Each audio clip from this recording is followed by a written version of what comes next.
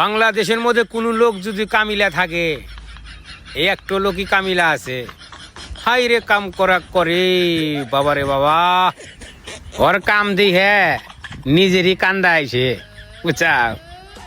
অন্যাগাল লোক যদি 5টা কোম্পানিতে থাকে, হে কোম্পানি বেইছে ওর বেতন দেন রাখবো।